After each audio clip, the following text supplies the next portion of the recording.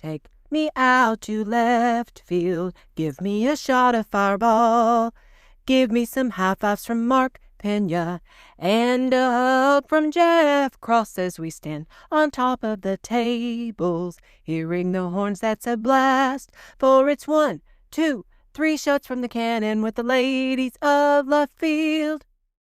Hey, y'all, it's game time with the ladies of left field. It's Jordan here with Casey and Katie, as always. Hello. Hey, y'all. And we took a little week off. That was my fault. I was in Pensacola, Florida for the SEC women's soccer tournament, which was a lot of fun, but also a lot of soccer. But now we are back just in time to talk about Texas's awesome, mostly awesome, 80% awesome, and then dicey at the end win over Vanderbilt. Yeah. But first off, I will let Katie take it away with Hot Girl Headlines. Okay, well, we got to talk about the World Series. It was an epic World Series. It doesn't really matter if you were cheering for the Dodgers or the Blue Jays.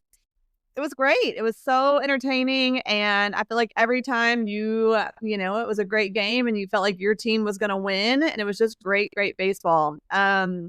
The Dodgers did win. They pulled off the comeback to win their second straight World Series in this super epic Game 7. It was a really thrilling end of the game. The Dodgers had a bases loaded kind of jam in the ninth, and then they were able to send the game into extra innings, which is always exciting. And then they had a chance to really win it in the 10th, but they didn't. And then at the top of the 11th, their catcher, Will Smith, hit a solo home run, and that was the winning run to the game. So great baseball, great time. I know the Dodgers had their big parade in LA recently, and so congrats to the Dodgers. Congrats to all baseball fans. It was a really amazing, fun World Series. So love that. Yeah, and Will Smith, he had in one of those bases loaded situations when Toronto had the bases loaded, trying to, they tied or win it. I can't remember which the situation was, but he had his foot, like his toe, just barely on the, on home plate, yeah. or Toronto would have scored. I mean, he was stretching to get that out at home. So he was the hero on both sides of the field, diamond, however you want to say that. I've never really thought about that. Thought about it, yeah. Cool. Saying it offensively and defensively, he was the guy. Yeah. So, or one of the guys, and then of course that Yamamoto. I know that. I didn't know he had pitched the game before. Yeah. Or had Amazing. been in. So that was pretty amazing. Yeah. Someone was telling me that this is maybe, I think, the 5th year in a row that Will Smith has won a World Series. Not always the same Will Smith, but there are enough Will Smiths in the MLB that one of them has been on a roster the last 5 champions. That's fascinating. That is funny. What a random, that's a trivia question for you, Jordan. Right? Hey, now everybody knows. That is wild. How funny. Well, sticking on the baseball theme for my Hot Girl headline, it's a little bit different though. The people that may or may not know, the SEC network kind of thing, they have these things called SEC Storied, where they go and they kind of do documentary type pieces. And they've done one called The Summer of '83, Texas versus the Tide. And this is all about the 1983 College World Series and how and pretty much that final game, but the Longhorns won. Spoiler alert. We did win the national championship that year. But this documentary, they debuted it down at a Rockport Film Festival this past weekend, and then it'll be at a Key West Film Festival next weekend. And then it's going to actually be released on SEC Network next May. And they're kind of pushing it as a hype up the College World Series, kind of beforehand. But I actually talked to one of the guys that was on that team this week randomly. And he was saying that when he went to the one in Rockport, the film festival, and watched the premiere, and he said, I was nervous. I was nervous during the whole thing, watching it, with the way they made the game, just how they did the whole thing. He goes, and I was on the team. I know we won. I know how this happened.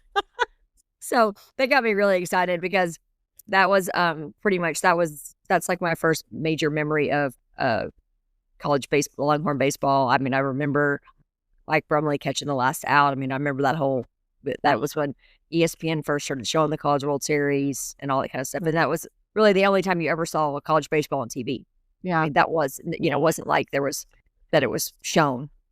So anyway, I think that's pretty exciting and an awesome thing for Texas baseball that be able to be out there for all the world to see. Yeah. That's really fun. Can't wait. That's funny. You would think I haven't watched many of those SEC stories. Now I'm gonna have to watch this one. Do you think I would? Well, I wanted to find. They did one on the 19th. I think they did one either on the Arkansas game, which a lot of people have done that, or like something else about the '69 team. And so, but I don't know how it's like. I think you can go in maybe in the ESPN app, like where you would watch anything else. Where YouTube TV subscribers are having to go watch all of their college football. Anyway, but for that documentary that you're talking about, though, a lot of that stuff lives on the app and is on demand, so you could maybe go back and watch it. Yeah, I was thinking. But speaking of all things college football, or not getting to watch college football, I did not get to watch the Texas game this week, but the CFP rankings came out on Tuesday night. So this is the first week of the official, this is what they're going to use for postseason college football. And those rankings came out Tuesday. They'll come out every Tuesday moving forward. And Ohio State at 1, Indiana at 2, Texas A&M Boo at 3, Alabama at 4, and Georgia at 5 is how the first one looked. So I don't think that really surprised many people. That sounds right. Feels right. You got the 3 undefeateds and then Alabama, Georgia. Texas came in at 11, which means they, in this first iteration of the playoff, they would not make it because you have to do the top 5. The conference champions automatically get in, and then the top group of 5 team gets in. So Virginia being at 14 right now, and Memphis not actually even being ranked, but being the top group of 5 team, those two would kick Texas out at this first rankings release. So with OU, not ideal. Say what? And OU was right behind us. Oh yeah, no, it's so Texas has some work to do, which it not looking great moving forward. Only because I say that only because they have Georgia and A&M still on the schedule. So. Gonna be tough, but SEC had 9 teams, Big Ten had 7, ACC had 5, and the Big 12 had 3 in this initial ranking, and the Notre Dame's up there, but they don't count towards any conference. Yeah. So, that's it. Keep an eye every Tuesday for the CFP rankings to come out to see if Texas will make it into the playoff for the 3rd year in a row. Am I doing that? Is that right? Yeah. Yeah. That'd be fun. But, anyway, but we can move on now to the game. I'm not kidding y'all. I was on, the way this works, we go, and the day before the tournament starts, we meet with, all the coaches of the games we're going to cover. So Saturday, my meeting started it was 10:30 a.m. So I was literally in meetings the entirety of the Texas game. So I'm just I had stat broadcast up even because I didn't want to stream it on my phone and be an a-hole. But I had, the game cast up. So I kept looking down, and I'm, excited. Then as the game started ending, I was like, what's going on? What's happening? What's going on? And then I was getting text messages and 3 different group messages to it. And of course, no context. It's just oh, wow, or holy shit. And I'm like, what's happened? What do you mean? What's going on? Someone tell me something. So I will say, those of you that actually watched it, tell me what happened. Well, I was going to say, I think it was the best 3 quarters of football that we've played all year. The first 3 quarters, I think it was the best. Yeah, and then I just feel like the 3rd or the 4th quarter, I feel like we were just playing to not lose. You know what I mean? I just think we played super vanilla offense, and our defense was just playing prevent, but not well. And so, and I was and Vandy's a good team, and so it was annoying. I was like, we just did this to Mississippi State. Other teams can do it to us too. You can't let teams back in these, and you can't just play soft offense and defense and expect to win. So then, yeah, it got frustrating. We were sitting with Robert, and Robert left at the beginning of the 4th quarter to go home and take care of his dogs, and he was going to go out and meet people afterwards because Kelly was at camp. And I was about to text him and be like, you better get back here because since you've left, we freaking look horrible. So yeah, it was frustrating, but Case, what have you got to add to that? About kind of the same. The fourth quarter, one, it didn't help that they had, they had scored one touchdown, and then they held us. We ended up kicking a field goal, I want to say, or I don't even know if we even did that. But when they got the ball back, they had that, like you were saying, that prevent defense. The guy that he threw the ball, probably had threw the ball to. There wasn't a defensive guy in sight. So he just turned around and just trotted into the end zone. And you're like, oh my God, that just happened like within, 10 seconds. Mm-hmm. So then you're like, oh no, now we're only down by 10, or up by 10. Mm-hmm. And that's when it kind of got intense. Defense kind of stayed on it. And then, then there was the 2-point conversion, Mm-hmm. that they got. So I guess we were up by 11 then, I guess. Yeah. The refs were horrible. The refs were really, really bad. They were. I think, Casey, you were saying, you were like, we got the complete F team from the SEC to referee that game. They were bad. Yeah. There were multiple them holding. They were just yanking Colin Simmons' jersey. I was sitting on the 50 again with Michelle and their crew, and it wasn't like, and I'm not just being like I'm saying this. The entire everybody's like, it's on. And we're right there because we're literally, lined up. It's not like we're in the end zone calling it, or from the other end just doing the typical holding, So I just felt like those refs. And supposedly of course, and then the 2-point conversion, when everybody's like, it didn't touch the pylon. Supposedly there was a camera angle from the opposite side that when he first got, that the tip from that angle, it looks like the ball did cross the plane without having to hit the pylon, because then he went out of bounds. Yeah. So that supposedly was the reasoning of why that stood up, the 2-point conversion or whatever. Gotcha. But that did still, send the crowd into a freaking tizzy. But the crowd was amazing. The crowd stayed in the game. Didn't, just kept on cheering and to show up at 11 o'clock after Halloween. Mm-hmm. That's a big deal. Yeah. And Sark was, good to comment on that. Yeah. Yeah. But I really think, what also we have to talk about the fact that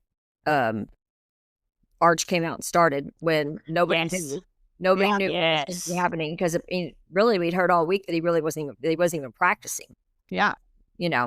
And so I joked during the game that I think he plays a little bit better concussed, and then he actually joked about that too. He said that himself in his post game comments. Jokingly, he said, "I guess the concussion helped." But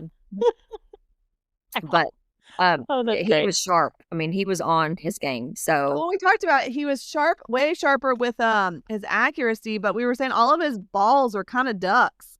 Like he throws a really tight spiral. Yeah. Really, usually, Jordan, it's like it is a flying ball and it's a tight spiral that's going to nobody. But but then on Saturday, it was like ducks, like weird, like the ball was going to the right people. So I don't know. Hey, man, get it to the right people. Like, okay. That was funny. I did go start to rewatch it, and I just got the alert, like, 75-yard touchdown. And I'm like, dang, are they slinging it already? Then obviously I see now that it was like a little pass to win. But either way, whatever's working. If he's at least accurate and no turnovers, anything like that, I'll take it. Yeah. Not having actually watched the whole thing, but I'll take it. I think that momentum was amazing for us. We first little pass, like out there, runs it, for a touchdown. And then we get that turnover really quickly. And so I feel like all that momentum was on our side. Like Kay said, our crowd was just amazing. And we were super fired up after that. So I think all that really, really played a big role. And I didn't pay I didn't get to start really focusing until about towards the end of the first quarter myself. But I wasn't picking up on it in the first half, but in the second half, there were the Vanderbilt guys, especially their defense.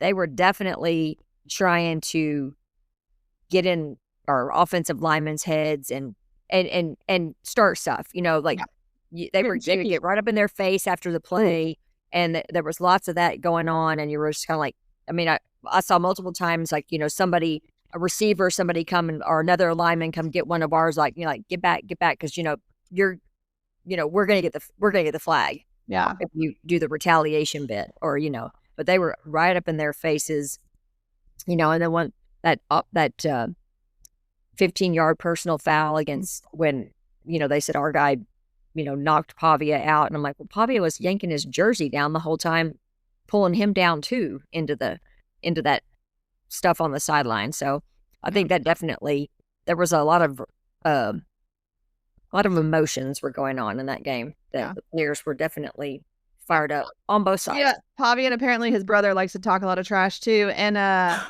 then there, but also I think Colin Simmons had a hell of a game. That guy was on fire, and he was just everywhere in the backfield. And I think that getting into their offensive linemen's heads, and Pavia just didn't like that Colin Simmons was always coming after him quite a bit. So yeah, when they're like,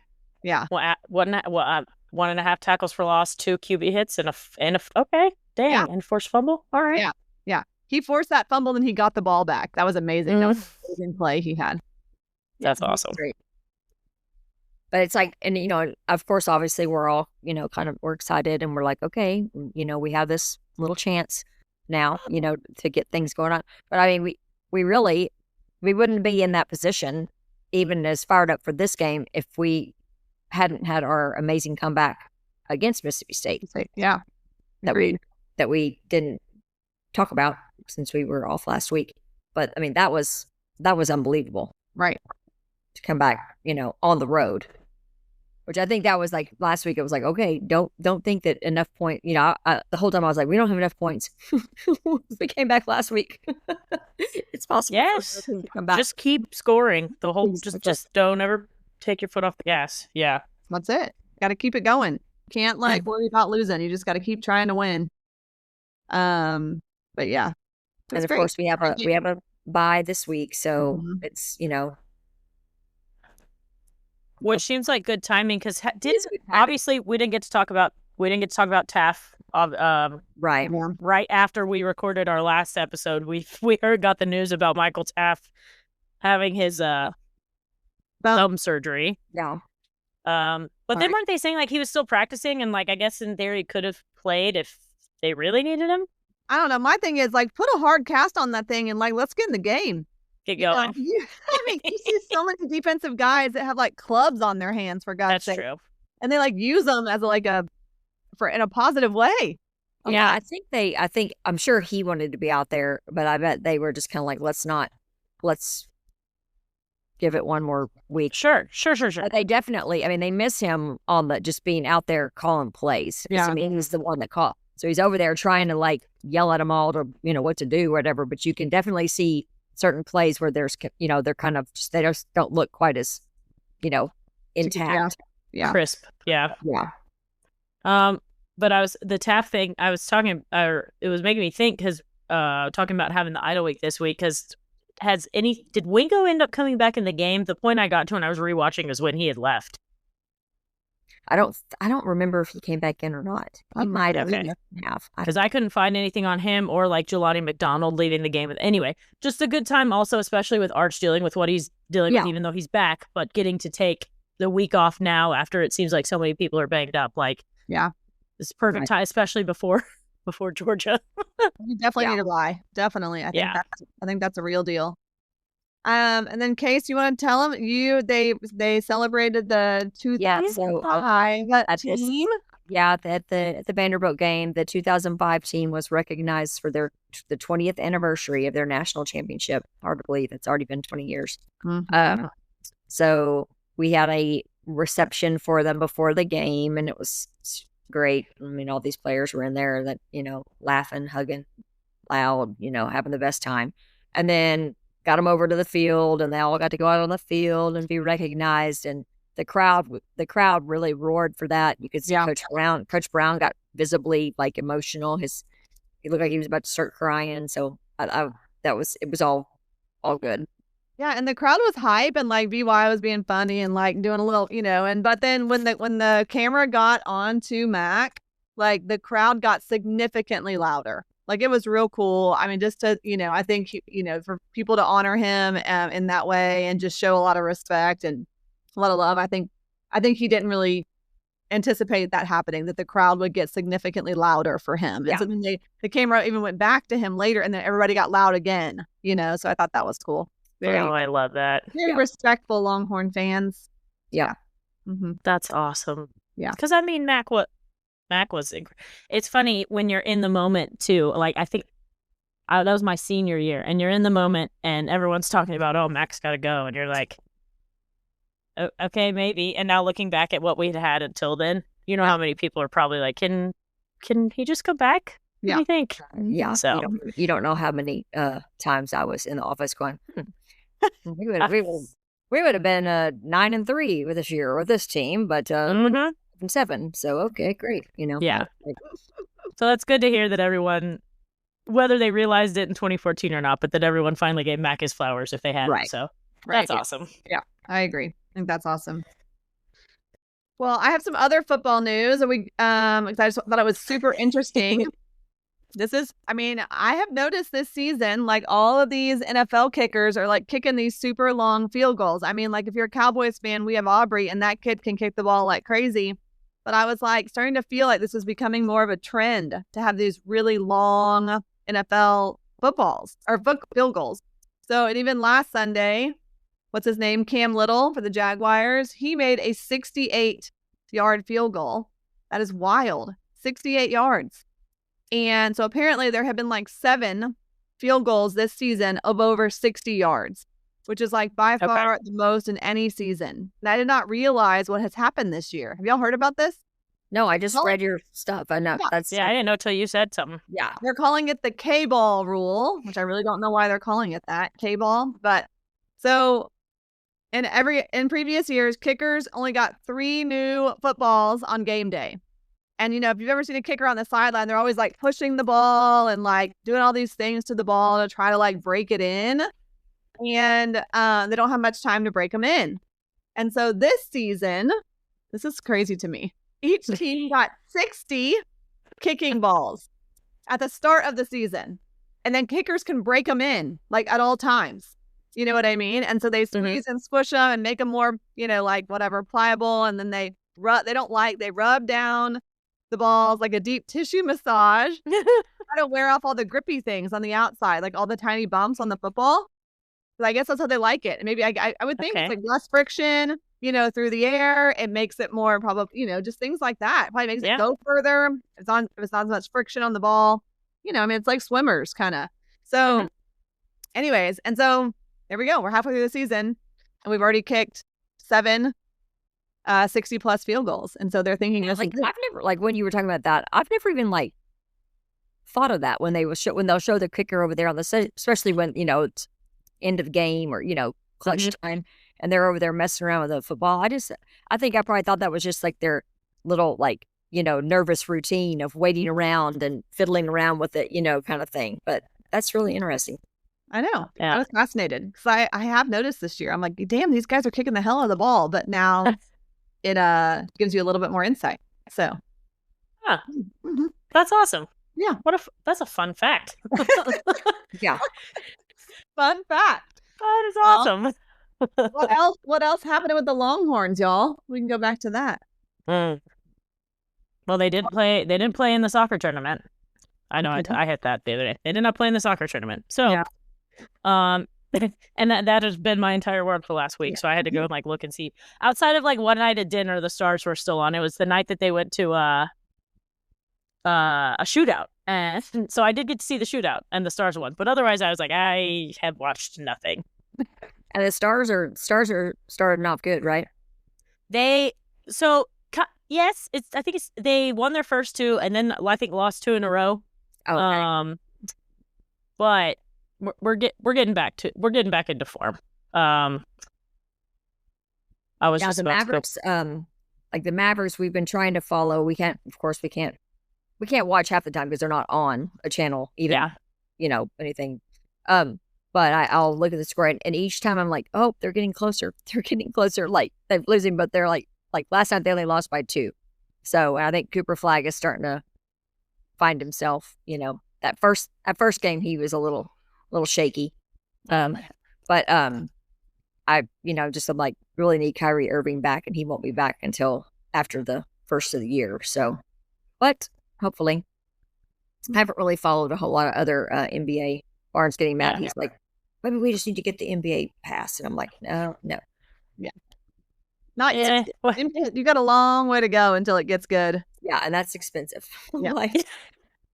Yeah. Well, I know. But Texas volleyball finally lost, which was kind of a bummer.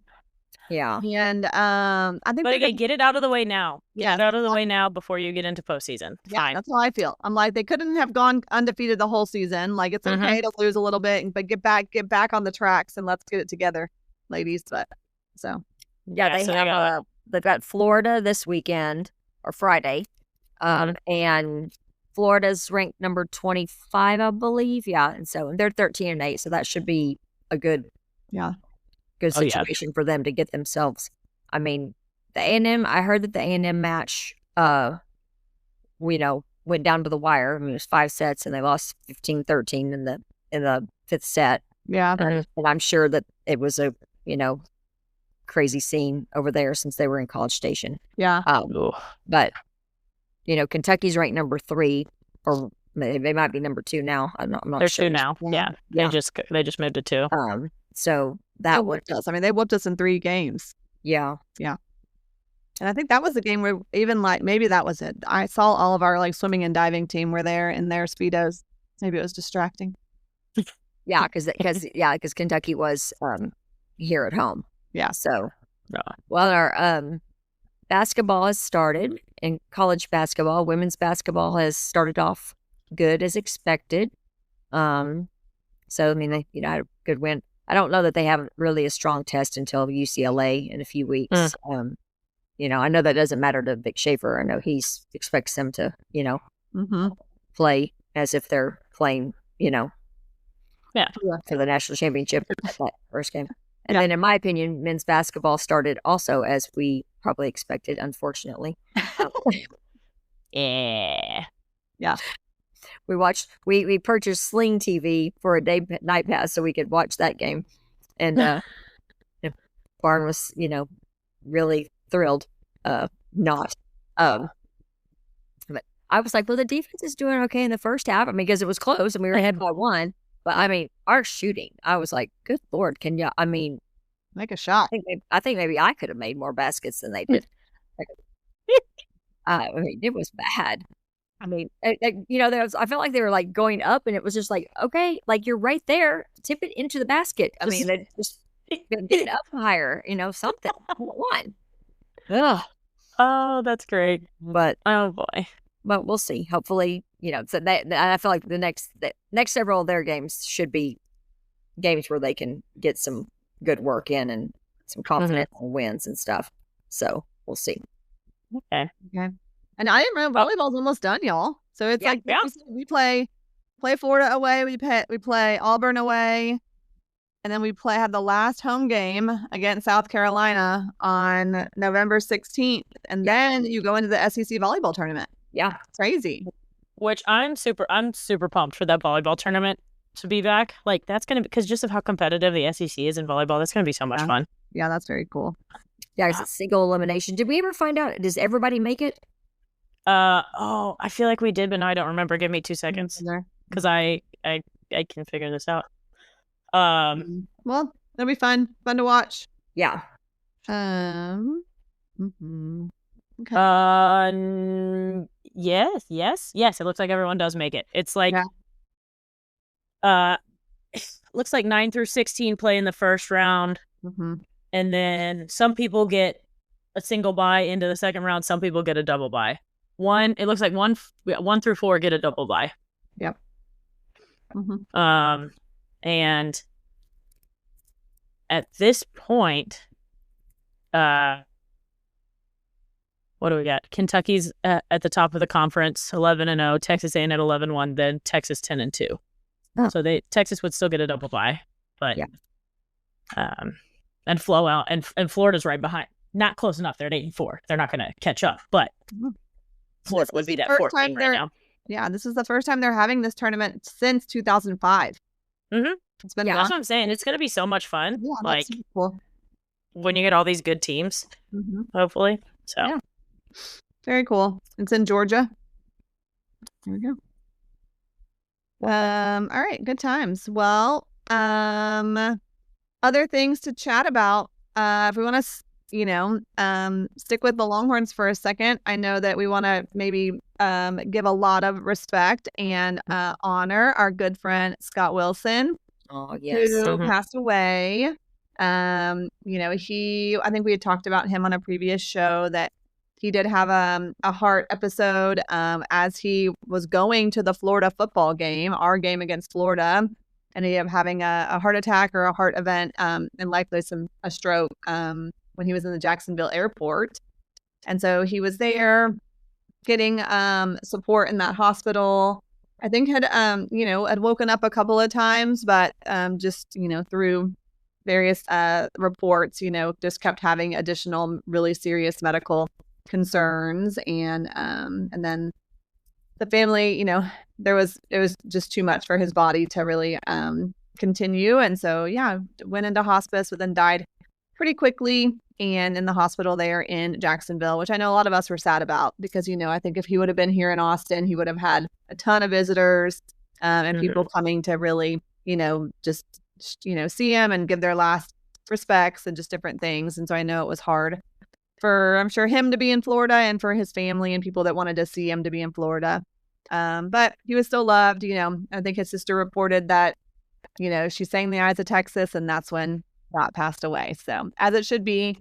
I was really proud of our university. At the game on Saturday, they did at least a 2-minute tribute on the Jumbotron, on the, over the loud speaker right before the Eyes of Texas. They really honored Scott. They showed him in the caddy. They really talked about how many games he's attended, about how such a loyal, loving fan he was. And that, no matter how Texas played, he just showed so much love and loyalty to the Longhorns.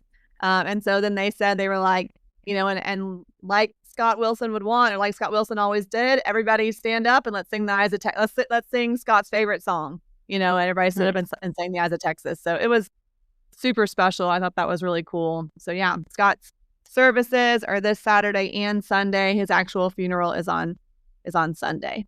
So yeah. I know Mark and I are going to go. I know, Casey, you're out of town. Good. But Yeah. Good. Yeah, I Yeah. imagine that's going to be a jam-packed. I know. Yeah. I told Oh, Mark yeah. that.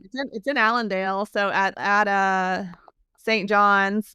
And I was like, Mark, we're gonna need so anyway, we're gonna drop PJ off for a play date. And then I was like, we're gonna need to plan to get there really early. I was like, it's gonna be packed. Yeah. Yeah. Yeah, because I shared it with all letter winners, just knowing obviously a lot of people, out of state and all that kind of stuff, but just that they knew, what was happening. And one former baseball player, I don't know where he lives, but he was saying that he was rearranging things so he could be here, at either Saturday or Sunday. And he was part of those late 80s teams when Scott and the Wild Bunch were in their real prime. Yeah. And our dugout was right there, all that kind of stuff. So Mhm. yeah. Oh, well, I'm glad to hear that he was honored before the game and everything. Yeah, it was really sweet. I think they did a really, really nice job. It was really good. And then I Good. know there's lots of talk, from baseball perspective about ways that the baseball team are going to honor him or the stadium. So I Right. think it'll be Mhm. interesting to see what they decide to do. But I think it's cool. They're really thinking about it. That's Yeah. great. Yeah. Sweet Scott. I know. Yeah, I figure. I mean, y'all will have Jeff, Brian. Are they all going to go too? I would imagine. I know Jeff will. I mean, Yeah. I know- Jeff will. I told Mark said Jeff's been beating himself up that he didn't actually go to Florida. yeah. I was like, Cross, you don't, that's hard. How could you? Yeah. How? Oh man. Yeah. Wow. Yeah. But Well, I'm sure the service on Sunday is going to be Oh, Beautiful and very burnt orange. I know. That's what I was thinking, Jordan. Actually, I was like, do I wear black? I feel like I have to wear burnt orange. Like I gotta See? Oh, that's a good Yeah. point. I do kind of hope everyone wears burnt orange. That I would would be, imagine you could wear something orange. Yeah, yeah. I know. I was like, that's what he would want. Everybody show up in their Texas gear. Exactly. Exactly. Yeah, so fun. All right. Well, that's all I got. Anybody got anything all I have. else? Yeah, I was gonna say that's the only fun There are- thing to keep an eye on we can all keep watching is like this crazy coaching situation in the oh yeah. everywhere. That's right. I forgot we also didn't talk about so far Penn State, Florida, Arkansas, LSU, and then Auburn last week. Like, Yeah. is that everyone? Have there been any more that I missed while I was in a soccer haze? Because like Nothing I wouldn't be surprised at this point. Like, and so then I'm like, who's gonna? Who's having the best time is freaking Lane Auburn Kiffin. fired Hugh Freeze? Mhm. Oh, I missed that. after the Yeah. game on Saturday, right after the game, Case. Oh, well, I guess I missed it because we didn't have ESPN. I am shocked that this is still hanging on this long. Normally they get like there was one in the beginning of the season. Yeah. Was it Fox or It someone? was Or Fox, I don't. and they fixed it. Yeah. before- Did you fixed figure it out the before night the game. before? That's what they always do. So this is just wild to me. Mm-hmm. So, like what you just said, Jordan, just real quick to go for anybody else listening to about is having the ESPN issues. So I was able to, on my laptop here to log into ESPN, so we can get like ESPN Plus stuff, but but you can't get ESPN or ESPN. You can't get any channel that would be on your YouTube. So like I wouldn't be able to watch SEC Network even on the app, and I just think that's pretty shitty. Excuse my, but because I pay $12.99 a month extra. Yeah. I thought that's what I was paying for, to be Right. able to have it wherever I wanted it. Yeah. But supposedly, if I bought the $29.99 one, I would for sure get it. Yeah. But I don't know because I'm like, well, I'm not changing my YouTube is still my provider. Right. No, I think that too, the $29.99, because that's where people are paying for like. It's for that one was really for the people that don't have a service, that don't have live TV streaming and just want to watch ESPN stuff. So that's still like ESPN, all their networks just on its own through the app. So but I mean, I still like you just shouldn't have to, if you would. It's silly that you have ESPN Plus and can't watch. Right. So, but Most of what the I'm live saying is I'm sports. wondering though if I were to up it and say, okay, I'll pay this, will it still, because these smart TVs, they seem to recognize things, will it still, like, because I have YouTube TV, will it still not let me have those things? In theory, you should be able to like if you go into your smart TV and log out of YouTube TV, that would work probably. So when you go into ESPN, it would probably make you log in again, but you would use your whatever extra login. That's like really not cool of any of these people to make you have to do all this. I know. Yeah. So yeah. Fortunately, we won't be home this weekend. We'll be with my mom's, and they have everything, and there's good games, and and this better be fixed by next week. I'm still shocked that it's gone on for what, a little over a week. Yeah. That's crazy. It started last Friday. Yeah, insane. Speaking of good games, what do we have this week? We got BYU and Texas Tech. Yeah. Yep. And Missouri and A&M. Yep. Oh, Mizzou. Go Mizzou. Yeah, Oregon, Iowa. That's still a ranked game. Yeah. And then it's an LSU team. Who's LSU playing, y'all? Bama. Right. Ooh. Yeah. That'd be fun. Yeah. Oh, Katie, I can't believe did SMU upset Miami? They Miami? did. Was that this week? Right? Yeah. It's all Yeah, set. Saturday. I called my dad because they were playing. I think the same time we were playing. They were playing 11 a.m. and I was kind of watching and I talked about it. I was like, there's no way, man. I was like, that Miami, I was like, I don't think SMU can pull it off. And I mean, we were still kind of paying attention, of course. And then when they won, I was like, dang. So I called my dad right after and I was like, your ponies did it. And he was like, oh. So that was great. I mean, I thought Miami was it. I thought Miami was like the complete team for this year. And then they've now fallen apart. So it'll be interesting. Yeah. Go ponies. There's some good ones. Yeah. Go ponies. Yeah. All right, y'all. Well, enjoy the weekend off, or enjoy the weekend in Tyler, enjoy the bye weekend, and just, hopefully everybody, Jordan, hopefully you get some downtime, girl. You've been so busy. As I say, we're all just gonna take a little rest, just reset. Yeah. No, A little we're reset. supposed to get a cold front on Yeah. Sunday. So, I know. Ooh, the weather. What's your weather, Jordan? Are y'all already like 50? it's pleasant. It's been like the 40s, 50s in the morning. It got up to low 70s yesterday, so it's still like I wear a sweatshirt most of the time. But Yeah. I'll tell you what, I went to Pensacola for the same tournament last year, but I don't remember it. It was like actually cold, like pretty chilly the whole time and windy. So I think there was only one time where I didn't have a jacket or a sweatshirt or a sweater or something on the whole 5 days I was there. Yeah. Ugh. But I did get to actually go sit on the beach and read one evening for a little, which was my goal, because last year I just we stayed on the beach and I did not see the beach. So Oh, on our like prep day in between the round 1 and round 2, I was like, y'all, I gotta go. I just have to go put my feet in the sand, please. Just, yes. my feet need to touch the beach water, the ocean water. Like, Yes. Good for you. so Good. yeah. Good. All right, everyone. Well, we'll catch up. Enjoy your bye week. Yeah. And yeah, then we'll reconvene next week to prepare for the Georgia game. Yes. Oh boy. All right. Y'all have a good weekend. All right. See y'all in left field. See y'all in the field. You in left field.